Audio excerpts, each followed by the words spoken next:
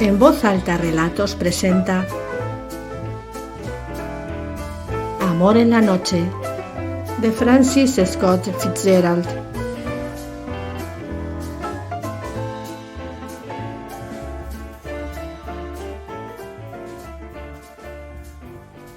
Aquellas palabras conmovieron a Val. Le habían venido a la cabeza de pronto aquella tarde de abril fresca y dorada, y se las repetía una y otra vez. Amor en la noche, amor en la noche. Las pronunció en 3 idiomas, ruso, francés e inglés, y decidió que sonaban mejor en inglés. En cada idioma significaban un tipo diferente de amor y un tipo diferente de noche. La noche inglesa parecía la más cálida y suave, con la lluvia de estrellas más diáfana y cristalina. El amor inglés parecía el más frágil y romántico. Un vestido blanco y una cara en penumbra y unos ojos que eran remansos de luz. Y si añado que en realidad Val pensaba en una noche francesa, comprendo que debo retroceder y empezar desde el principio. Val era mitad ruso y mitad estadounidense. Su madre era hija de aquel Morris Hasselton, que fue uno de los patrocinadores de la Feria Internacional de Chicago de 1892, y su padre, véase el Almanaque Gotha, edición 1910, era el príncipe Pablo Sergio Boris Rostov, hijo del príncipe Vladimir Rostov, nieto de un gran duque, conocido como Sergio Charlatán, y primo tercero y distanciado del zar. Era, como se ve, impresionante. Casa en San Petersburgo, un pabellón de caza cerca de Riga y una lujosísima villa, más bien un palacio, con vistas al Mediterráneo. En aquella villa de Cannes pasaban el invierno los Rostov, y lo último que se le podía recordar a la princesa Rostov era que aquella villa de la Riviera, desde la fuente de mármol, estilo Bernini, hasta las doradas copas de licor, estilo sobremesa, había sido pagada con oro americano. Los rusos, por supuesto, vivían alegres en Europa en los días festivos de antes de la Primera Guerra. De las 3 razas que usaban el sur francés como parque de atracciones eran, con mucho, los más distinguidos. Los ingleses eran demasiado pragmáticos y los estadounidenses, aunque gastaran con generosidad, no tenían una tradición de comportamiento romántico. Pero los rusos eran tan galantes como los latinos y además eran ricos. Cuando los Rostov llegaban a Cannes a finales de enero, los dueños de restaurantes telegrafiaban al norte para que pegaran en las botellas de champán las etiquetas de las marcas favoritas del príncipe.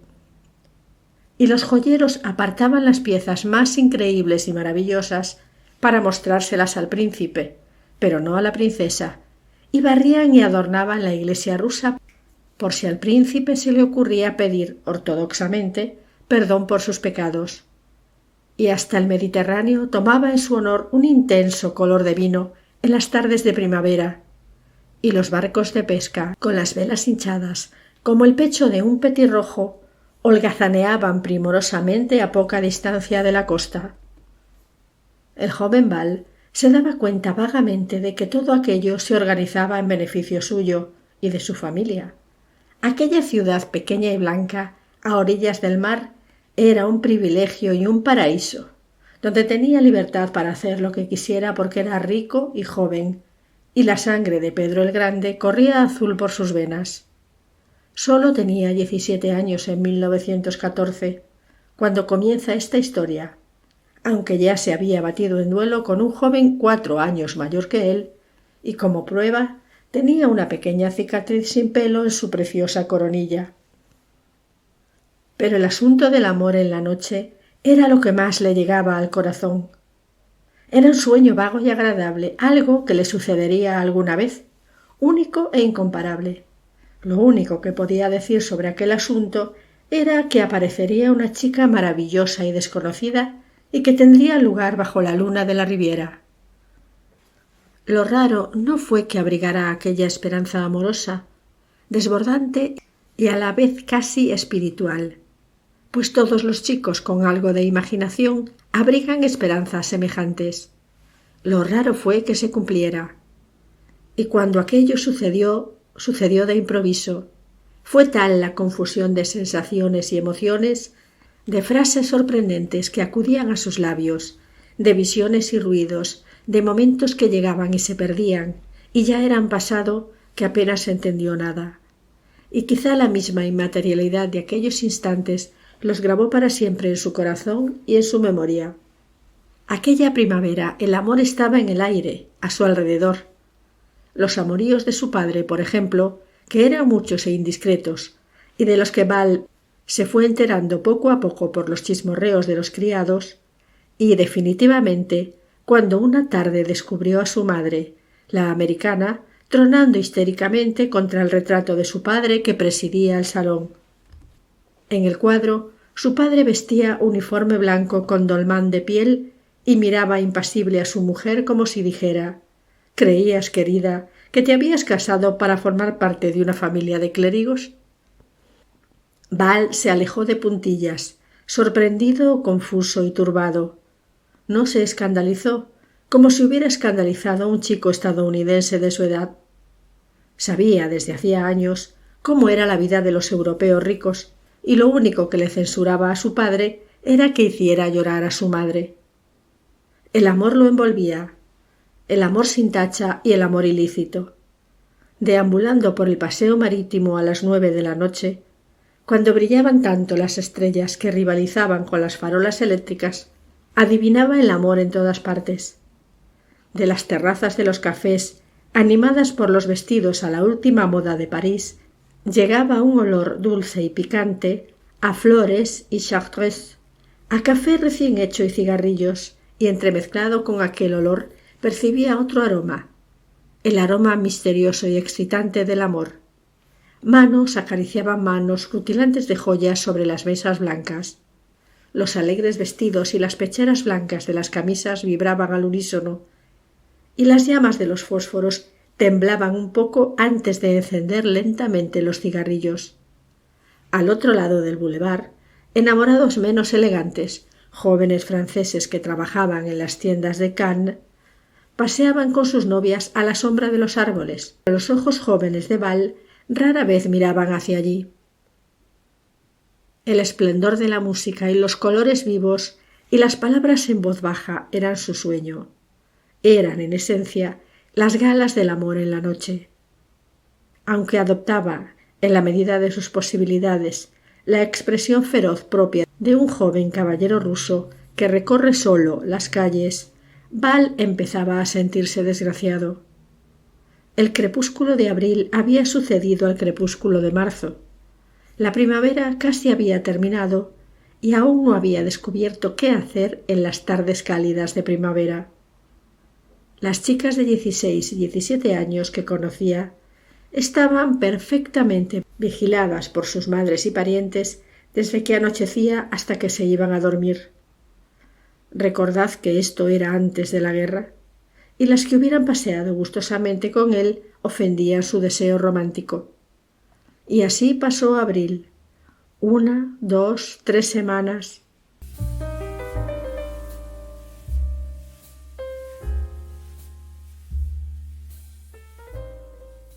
Había estado jugando al tenis hasta las 7 y se quedó vagabundeando por las pistas otra hora, así que eran las 8:30 cuando el cansado caballo del coche de alquiler llegó a la cima de la colina sobre la que resplandecía la fachada de la villa de los Rostov.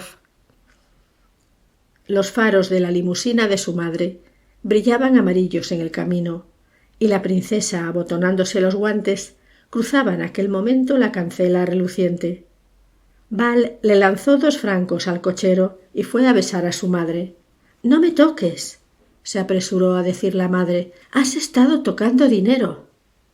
«Pero no con la boca, madre», protestó en tono festivo. La princesa lo miró con impaciencia. «Estoy de mal humor», dijo.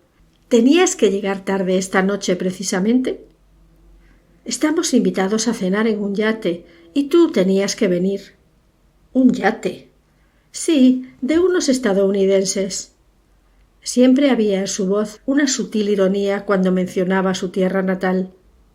Su América era el Chicago de los años 90, que todavía imaginaba como la inmensa escalera de una carnicería.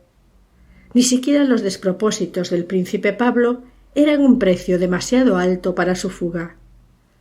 2 yates, prosiguió. La verdad es que no sabemos muy bien en qué yate es. La nota era poco precisa, muy poco formal. Americanos. La madre de Val le había enseñado a mirar por encima del hombro a los americanos, pero no había conseguido que le desagradaran. Los estadounidenses se daban cuenta de que existías aunque tuvieras 17 años. Le caían simpáticos. Él era totalmente ruso, pero no inmaculadamente ruso. La proporción exacta, como la de un jabón famoso, era de un 99,75%. «Quiero ir», dijo. «Me daré prisa, madre. Me daré...» «Ya es tarde». La princesa se volvió cuando su marido apareció en la cancela. «Val dice ahora que quiere venir».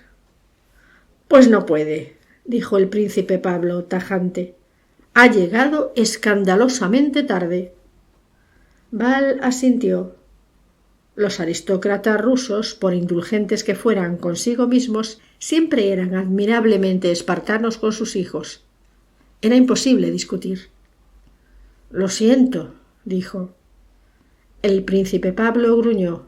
El lacayo, de librea roja y plata, abrió la puerta de la limusina.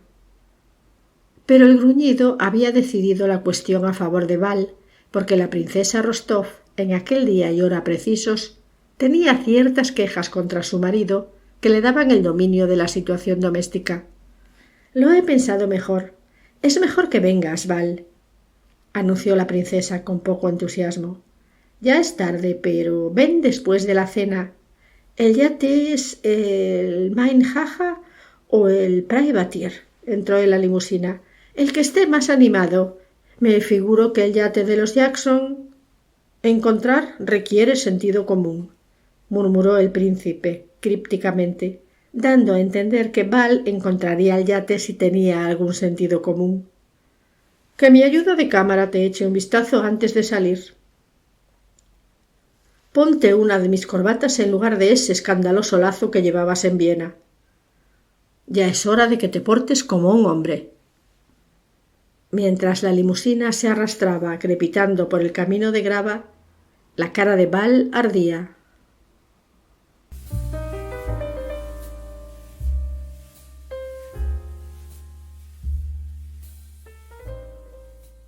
Había oscurecido en el puerto de Cannes, o parecía a oscuras tras el esplendor del paseo que Val acababa de dejar atrás.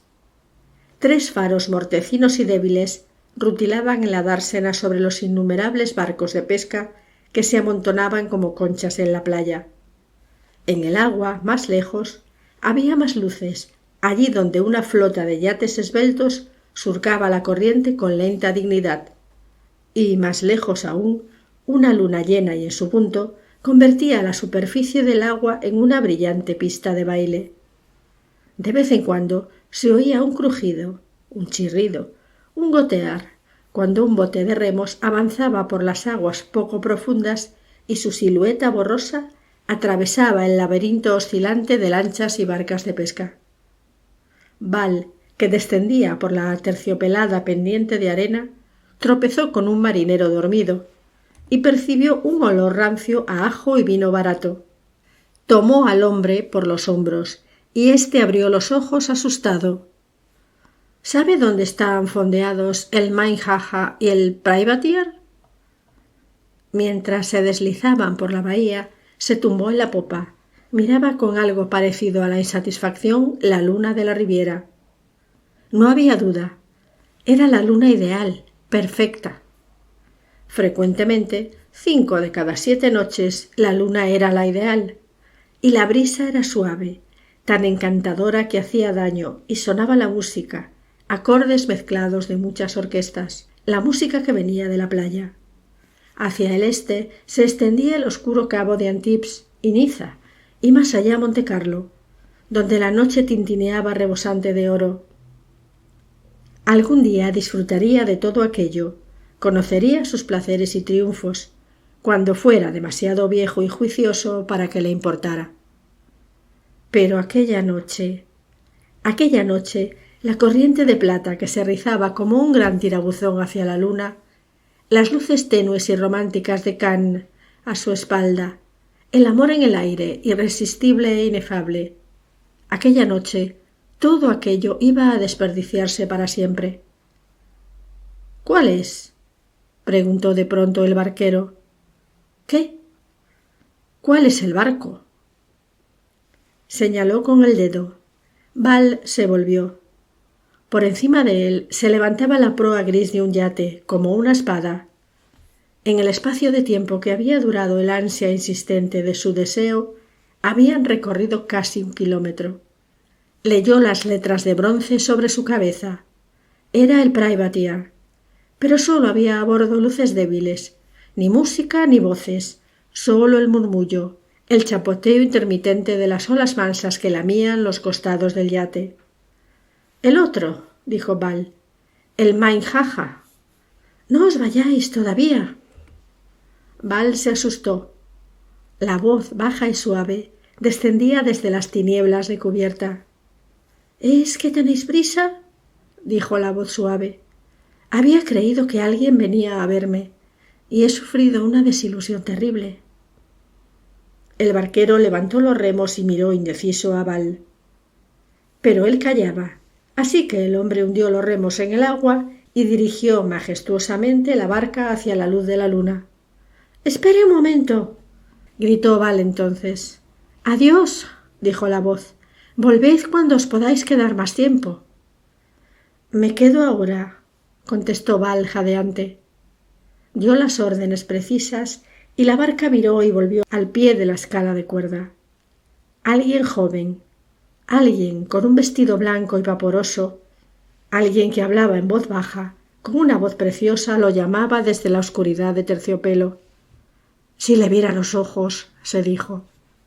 Le gustaba el sonido romántico de aquellas palabras y las repitió con un suspiro. Si le viera los ojos. —¿Quién eres? Ahora estaba cerca, sobre él. Lo miraba desde cubierta y Val la miraba desde la escala mientras subía, y cuando sus ojos se encontraron, los dos se echaron a reír. Ella era muy joven, delgada, casi frágil, y el vestido sencillo y blanco acentuaba su juventud. 2 manchas oscuras y tenues en las mejillas señalaban dónde brillaba el color a la luz del día. —¿Quién eres? —repitió, retrocediendo y riendo de nuevo cuando la cabeza de Val apareció encubierta. —Tengo miedo y quiero saber quién eres. —Soy un caballero —dijo Val e hizo una reverencia. —¿Qué clase de caballero? Hay muchas clases de caballero. Había un caballero negro en la mesa de al lado en París, así que... Se interrumpió de pronto. —No eres americano, ¿verdad? —Soy ruso —dijo Val, como si hubiera anunciado que era un arcángel.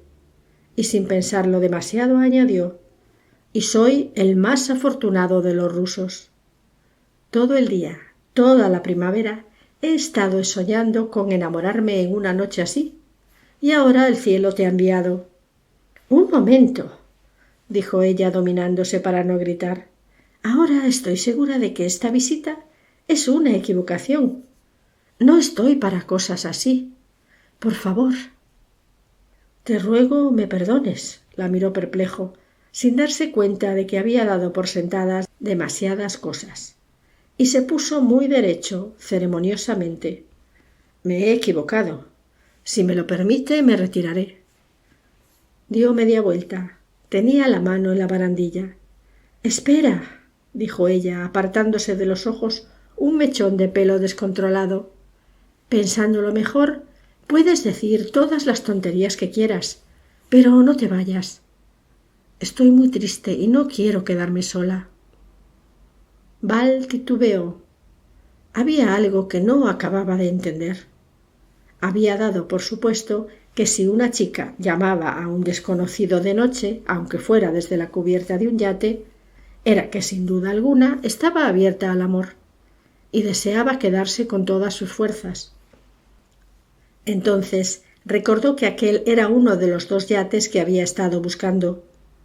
«Me figuro que la cena será en el otro barco», dijo. «¿La cena? Ah, sí, es en el Minnehaha. ¿Ibas allí?» «Iba allí hace mucho». «¿Cómo te llamas?» Estaba a punto de decírselo, pero hizo una pregunta. «¿Y tú? ¿Por qué no has ido a la fiesta?» Porque he preferido quedarme aquí. La señora Jackson dijo que iban a ir rusos. Me imagino que lo diría por ti. Lo miraba con interés. Eres muy joven, ¿no? Soy bastante mayor de lo que parezco, dijo Val muy estirado. La gente siempre lo comenta. Es algo extraordinario. ¿Cuántos años tienes? 21, mintió.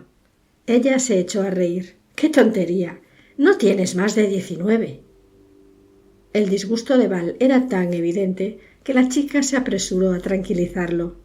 «Anímate, yo solo tengo 17. Hubiera ido a la fiesta si hubiera sabido que iba a ir alguien con menos de 50 años». Val se alegró de que cambiara la conversación. «¿Prefieres quedarte aquí, a soñar a la luz de la luna?» «He estado pensando en las equivocaciones». Se sentaron juntos en sillas de lona. Es un tema muy absorbente el tema de las equivocaciones. Las mujeres piensan poco en las equivocaciones. Tienen más ansia de olvidar que los hombres, pero cuando se obsesionan... ¿Has cometido alguna equivocación?, preguntó Val. Ella asintió. ¿No tiene arreglo? Creo que no, respondió. No estoy segura. En eso pensaba cuando llegaste. Quizá yo pueda ayudarte en algo, dijo Val. Quizá no sea una equivocación irreparable. No puedes ayudarme, dijo triste. Así que no le demos más vueltas. Estoy harta de mi equivocación. Me gustaría que me contaras cosas alegres, divertidas, que están pasando en Cannes esta noche. Miraron hacia la línea de luces misteriosas y fascinantes de la costa. Los grandes bloques de juguete con velas encendidas que eran en realidad los grandes hoteles de moda. El reloj iluminado de la ciudad vieja.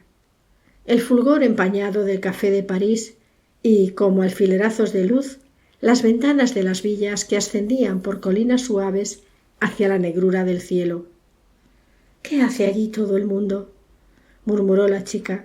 «Parece que está sucediendo algo maravilloso, pero no sabría decir qué». «Allí todo el mundo hace el amor», dijo Val en voz baja. «¿Eso?». Lo miró un instante muy largo, con una expresión extraña en los ojos. «Entonces quiero volver a Estados Unidos», dijo. «Aquí hay demasiado amor.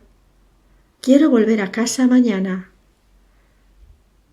«¿Tienes miedo de enamorarte?». Ella negó con la cabeza. «No es eso. Es que aquí yo no tengo amor». «Yo tampoco», añadió Val en un susurro. «Es triste que estemos en un sitio tan adorable, en una noche tan adorable, y no tengamos nada». Se acercó a ella con ojos románticos, ojos inspirados y castos, y ella se apartó. «Háblame más de ti», se apresuró a preguntarle. «Si eres ruso, ¿dónde has aprendido a hablar inglés tan bien?» «Mi madre es norteamericana», reconoció él. «Mi abuelo también era norteamericano, así que mi madre no tuvo elección». «Entonces tú también eres norteamericano». «Yo soy ruso», dijo Val con orgullo. Lo miró a los ojos, sonrió y no quiso discutir. «Bueno, entonces», dijo con diplomacia, «me figuro que tendrás un nombre ruso». Pero Val no tenía intención de decirle su nombre todavía.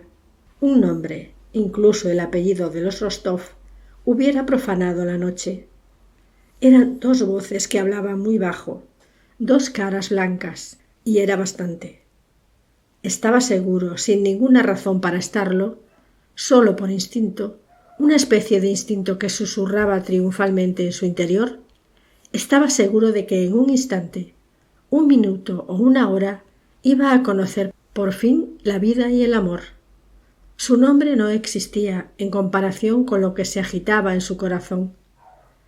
«Eres preciosa», dijo de repente. «¿Cómo lo sabes?» «Porque la luz de la luna es la luz más cruel para las mujeres». «¿Soy guapa a la luz de la luna?» «Eres lo más precioso que he visto en mi vida». «Ah», reflexionó sobre aquellas palabras. «No pensaba dejarte subir a bordo». Debería haber imaginado de qué íbamos a hablar con esta luna, pero no puedo quedarme aquí toda la vida mirando a la costa. Soy demasiado joven, ¿no te parece? Demasiado joven, asintió Val solemnemente.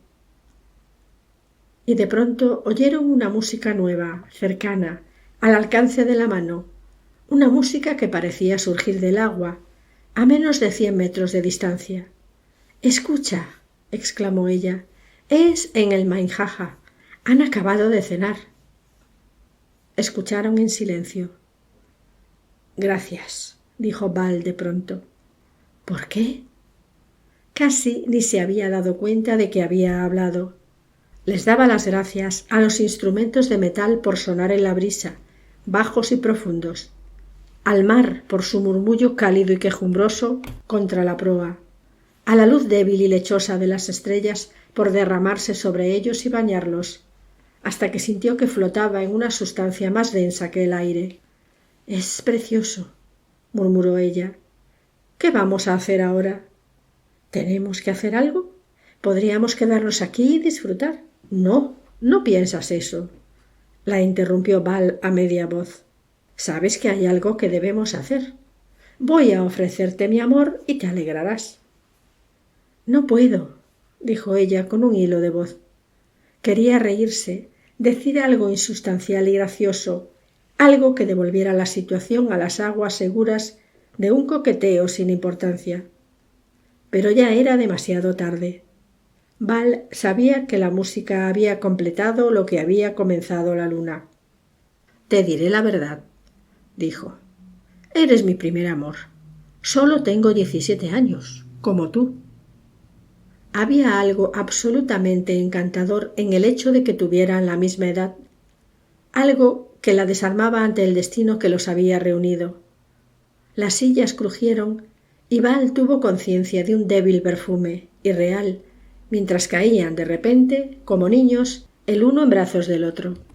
No podría recordar más tarde si la besó una o varias veces, aunque quizá pasaran una hora allí sentados, muy juntos y tomados de la mano.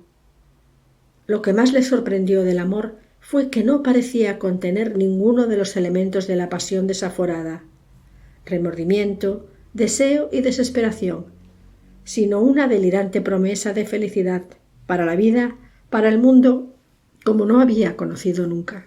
El primer amor. Solo era el primer amor. ¿Qué sería el amor en toda su plenitud, en toda su perfección? No sabía que lo que estaba experimentando entonces, aquella mezcla irreal de paz y éxtasis, limpia de deseo, era irrecuperable para siempre. Hacía un rato que la música había cesado, cuando el ruido de una barca de remos rompió aquel silencio lleno de murmullos, perturbando las aguas tranquilas. Ella se levantó de un salto y miró hacia la bahía como un centinela. «Oye», dijo deprisa, «quiero que me digas tu nombre». «No». «Por favor», le rogó. «Me voy mañana». Val no contestó. «No quiero que me olvides», dijo ella. «Me llamo...» «No te olvidaré. Te prometo que te recordaré siempre. A quien quiera que ame, siempre la compararé contigo, mi primer amor. Mientras viva, siempre conservarás la misma lozanía en mi corazón». «Quiero que te acuerdes de mí», murmuró ella con palabras entrecortadas. «Ay, esto ha significado para mí más que para ti, mucho más». Estaba tan cerca de Val que él sentía su respiración joven y cálida en la cara. Volvieron a abrazarse. Val apretó sus manos, sus muñecas entre las suyas, como parecía que había que hacer, y le besó los labios. Era el beso ideal, pensó, el beso romántico, ni muy corto ni muy largo, pero contenía una especie de promesa de otros besos que podría haber gozado, y con un leve peso en el corazón oyó cómo se acercaba la barca al yate y comprendió que había vuelto la familia de la chica. Había acabado la noche. Y esto es solo el principio, se dijo. Toda mi vida será como esta noche. Ella le dijo algo en voz baja, deprisa, y él escuchó en tensión. Quiero que sepas una cosa. Estoy casada. Desde hace 3 meses. Esa era la equivocación en que estaba pensando cuando apareciste a la luz de la luna. Enseguida lo entenderás. Cayó de repente cuando la barca chocó contra la escala y una voz de hombre surgió de la oscuridad. ¿Eres tú, querida? Sí. Hay un bote de remos esperando. ¿A quién espera? Uno de los invitados del señor Jackson ha venido por equivocación y le he pedido que se quedara y me hiciera compañía un rato. Y el pelo escaso y canoso y la cara cansada de un hombre de 60 años apareció encubierta. Y Val se dio cuenta demasiado tarde de cuánto le afectaba aquello.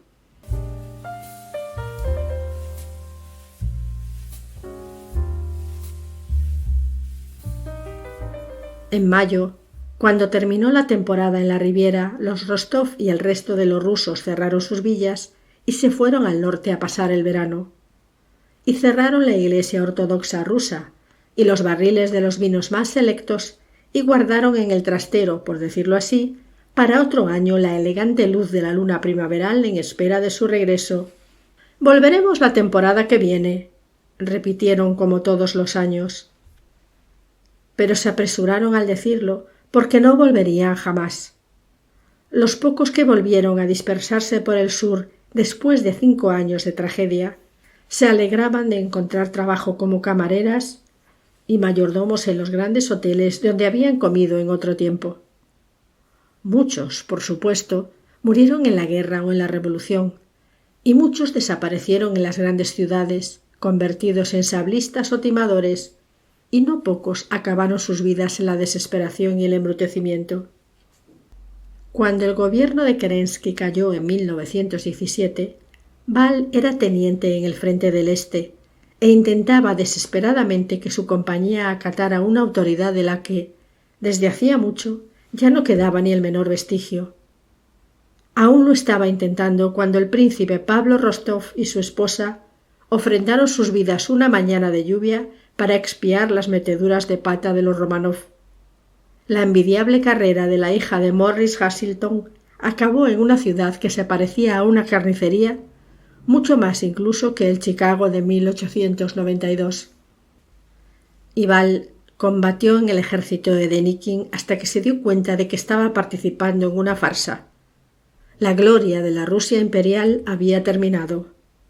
Entonces se fue a Francia, donde inmediatamente hubo de enfrentarse al increíble problema de cómo mantener unidos cuerpo y alma. Era perfectamente natural que pensara en irse a Estados Unidos.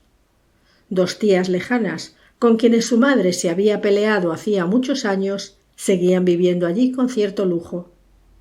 Pero la idea repugnaba a los prejuicios que su madre le había inculcado, y además no le quedaba dinero para pagar el pasaje. Tendría que ganarse la vida en Francia como pudiera, hasta que una posible contrarrevolución le restituyera las propiedades rusas a los Rostov. Así que se fue a la ciudad que mejor conocía, se fue a Cannes. Compró un billete de terciera con sus últimos 300 francos y cuando llegó entregó el smoking a una sociedad benéfica que se ocupaba de semejantes asuntos y recibió a cambio dinero para comida y alojamiento. Más tarde se arrepentiría de haber vendido el smoking, porque podría haberle ayudado a conseguir un puesto de camarero. Pero encontró trabajo como taxista y se sintió igual de feliz o, mejor dicho, igual de desgraciado. A veces llevaba a norteamericanos a ver villas en alquiler, y cuando estaba abierto el cristal que separaba el asiento del chófer, alcanzaba a oír curiosos fragmentos de conversación. Me han dicho que ese tipo era un príncipe ruso. Calla, no, ese no, el chofer. Calla, Esther. Y aguantaba la risa. Cuando el coche se detenía, los pasajeros lo rodeaban para mirarlo. Al principio se sentía desesperadamente desdichado si lo miraban las chicas, pero luego dejó de importarle. Una vez, un yanqui alegremente borracho le preguntó si aquella historia era verdad y lo invitó a comer. Y otra vez, una mujer ya mayor le cogió la mano al bajar del taxi, la apretó con fuerza y lo obligó a coger un billete de 100 francos. Bueno, Florence, ya puedo contar cuando vuelva a casa que le he dado la mano a un príncipe ruso. El americano ebrio que lo invitó a comer creía al principio que Val era el hijo del zar, y Val tuvo que explicarle que ser príncipe en Rusia solo era como ser lord en Inglaterra. Pero el norteamericano no acababa de entender cómo un hombre con la personalidad de Val no se dedicaba a ganar dinero de verdad. «Esto es Europa», dijo Val muy serio. «Aquí no se gana el dinero. Aquí se hereda o se ahorra lentamente durante largos años y a lo mejor al cabo de 3 generaciones una familia puede mejorar su posición social. Piense en algo que necesite la gente, como hacemos nosotros. Eso es porque en Estados Unidos hay más dinero para necesidades. Todo lo que necesita la gente de aquí lleva pensado mucho tiempo». Pero un año después, gracias a la ayuda de un joven inglés con quien había jugado al tenis antes de la guerra, Val consiguió un empleo en la sucursal en Cannes de un banco inglés. Se encargaba del correo, compraba billetes de tren y organizaba excursiones para turistas impacientes. Algunas veces una cara familiar se acercaba a su ventanilla. Si reconocía a Val, se estrechaban la mano. Si no, Val callaba. Y 2 años más tarde ni siquiera lo señalaban con el dedo por haber sido príncipe. Los rusos eran ya una vieja historia. El esplendor de los Rostov y compañía estaba olvidado. Se mezclaba muy poco con la gente. Daba un paseo por las tardes, se bebía una cerveza lenta en un café y se acostaba temprano. Casi nunca lo invitaban a ningún sitio porque consideraban que su expresión triste y ensimismada era deprimente, y si lo invitaban jamás aceptaba una invitación. Vestía trajes franceses baratos, en vez de las franelas caras e inglesas que encargaba su padre. En cuanto a las mujeres, no conocía a ninguna. A los 17 años había estado seguro de muchas cosas, y de lo que había estado más seguro había sido de esto. Habría muchos amores en su vida. Ahora, 8 años después, sabía que no era así. Nunca había tenido tiempo para el amor. La guerra, la revolución y ahora la pobreza habían conspirado contra su corazón lleno de ilusiones. El manantial de emoción que brotó por primera vez una noche de abril se había secado inmediatamente, y ahora solo manaba gota a gota. Su juventud feliz había acabado antes de empezar. Ya se imaginaba cada día más viejo y más pobre, viviendo siempre más y más de los recuerdos de la adolescencia maravillosa. Se volvería ridículo, sacaría un viejo reloj, una reliquia de familia, y se lo enseñaría a los compañeros de oficina, que, divertidos, oirían entre guiños sus historias sobre el apellido Rostov.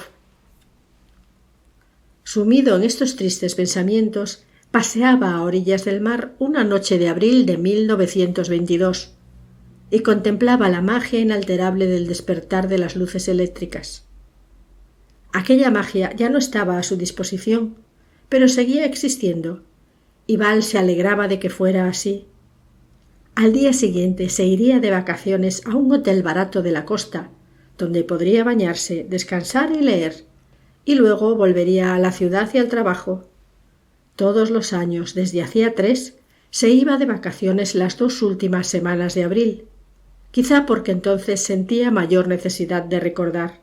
Fue en abril cuando lo que estaba destinado a ser lo mejor de su vida había alcanzado su punto culminante a la romántica luz de la luna.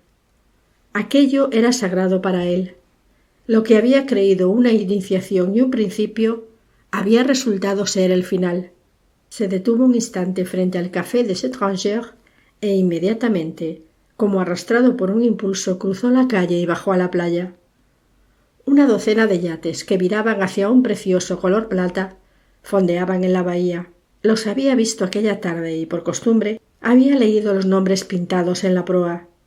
Llevaba haciéndolo 3 años y ya era casi una función natural de sus ojos. «Bonsoir», comentaron a su lado en francés. Era un barquero que muchas veces había visto a Val por allí. «¿A monsieur le parece hermoso el mar?» «Muy hermoso». «A mí también, pero fuera de temporada deja poco para vivir. Menos mal que la semana que viene tengo un encargo especial. Me pagan por quedarme aquí esperando sin hacer otra cosa desde las 8 de la tarde hasta la medianoche». «Es estupendo», dijo Val por cortesía. «Es una señora viuda, muy guapa, una americana. Su yate siempre fondea en el puerto las 2 últimas semanas de abril. Este año será el tercero, si el privateer llega mañana». Val no pegó ojo en toda la noche, no porque se preguntara qué debía hacer, sino porque sus emociones, adormecidas durante mucho tiempo, de repente despertaron y revivieron. Estaba claro que no debía verla, él, un pobre fracasado, con un apellido que ya solo era una sombra, pero siempre le haría un poco más feliz saber que ella lo recordaba. Aquello añadía una nueva dimensión a sus propios recuerdos. Los resaltaba como esas lentes estereoscópicas que sobre un papel liso dan fondo y relieve a las imágenes. Le hacía sentirse seguro de que no se había engañado. Una vez había sido encantador con una mujer preciosa y ella no lo olvidaba. Al día siguiente, 1 hora antes de la salida del tren, ya estaba en la estación con su equipaje. Quería evitar cualquier posibilidad de un encuentro en la calle. Buscó un asiento en el vagón de tercera clase y en cuanto se sentó, empezó a ver la vida de manera diferente, con una especie de esperanza débil e ilusoria, desconocida 24 horas antes. Quizás existiera algún modo de que volvieran a encontrarse en los próximos años. Si trabajaba de verdad, aprovechando con pasión cualquier oportunidad que se le presentara. Sabía de 2 rusos que vivían en Cannes, que habían vuelto a empezar desde cero, solo con buena educación e ingenio, a quienes ahora les iba sorprendentemente bien. La sangre de Morris Hasselton comenzaba a latir débilmente en las sienes de Val, para recordarle algo que nunca había querido recordar. Morris Hasselton, que había construido un palacio en San Petersburgo para su hija, había empezado desde la más absoluta miseria, y otra emoción simultánea se apoderó de él, menos extraña, menos dinámica, pero también americana, la emoción de la curiosidad. En el caso de que volviera... Bueno, en el caso de que la vida hiciera posible que volviera a encontrar a la chica, por lo menos se enteraría de su nombre. Se puso en pie de un salto. Consiguió abrir con mucha torpeza, muy nervioso, la puerta del vagón y saltó del tren. Y tras dejar la maleta en la consigna, echó a correr hacia el consulado de Estados Unidos. «Esta mañana ha llegado un yate», dijo con prisa al funcionario. «Un yate de Estados Unidos, el privateer. Quisiera saber quién es el dueño». «Espere un momento», dijo el funcionario mirándolo con curiosidad. «Voy a ver si puedo informarme». Volvió al cabo de lo que a Val le pareció un espacio de tiempo interminable. «Espere un momento, por favor», repitió inseguro. «Parece que vamos a poder informarnos». «¿Ha llegado el yate?» «Ah, sí, perfectamente». «Oh, eso creo yo. Siéntese un momento, por favor». 10 minutos después, Val miró su reloj, impaciente. Si no se daban prisa, perdería el tren. Hizo un gesto nervioso, como si fuera a levantarse de la silla. «Estése quieto, por favor», dijo el funcionario, echándole una ojeada desde el escritorio. «Se lo ruego, siéntese». Val lo miraba fijamente. ¿Qué podía importarle al funcionario que esperara o no esperara? «Voy a perder el tren», dijo con impaciencia. «Siento haberle molestado». «Por favor, quédese donde está». Nos alegraría mucho quitarnos este asunto de encima. ¿Sabe? Llevamos esperando esta pregunta 3 años. Val se levantó de un salto y se encasquetó el sombrero. ¿Por qué no me lo ha dicho?, preguntó de mal humor. Porque teníamos que avisar a nuestro cliente. No se vaya, por favor. Es demasiado tarde. Val dio media vuelta. Una criatura delicada y radiante, de ojos negros y asustados, se perfilaba contra la luz del sol, en la puerta. ¿Cómo? Los labios de Val se entreabrieron, pero no le salieron las palabras. Ella dio un paso hacia él. Yo lo miraba a través de las lágrimas, desvalida. Solo quería saludarte, murmuró. He vuelto 3 años seguidos porque quería saludarte. Val callaba. «Podrías contestar», dijo con impaciencia. «Podrías contestar. Ya creía que habías muerto en la guerra». Entonces se dirigió al funcionario. «Por favor, preséntenos», exclamó. «¿Sabe? No puedo saludarlo porque ni siquiera sabemos cómo nos llamamos». Es cierto que se suele desconfiar de estos matrimonios internacionales. Según la tradición yanqui, siempre acaban mal, y estamos acostumbrados a titulares como estos. Cambiaría el título por Un verdadero amor americano, dice la duquesa, o El conde Mendicant torturaba a su esposa. Nunca aparecen titulares que digan El castillo del joven rico es un nido de amor, afirma una antigua belleza de Georgia, o El duque y la hija del empaquetador celebran sus bodas de oro. Hasta hoy, los jóvenes Rostov no han aparecido en ningún titular. El príncipe Val está demasiado ocupado con la cadena de taxis color azul claro de luna que dirige con inusitada eficacia y no concede entrevistas. El príncipe y su esposa solo abandonan Nueva York una vez al año, y todavía existe un barquero que se alegra cuando el privateer entra en el puerto de Cannes una noche de mediados de abril.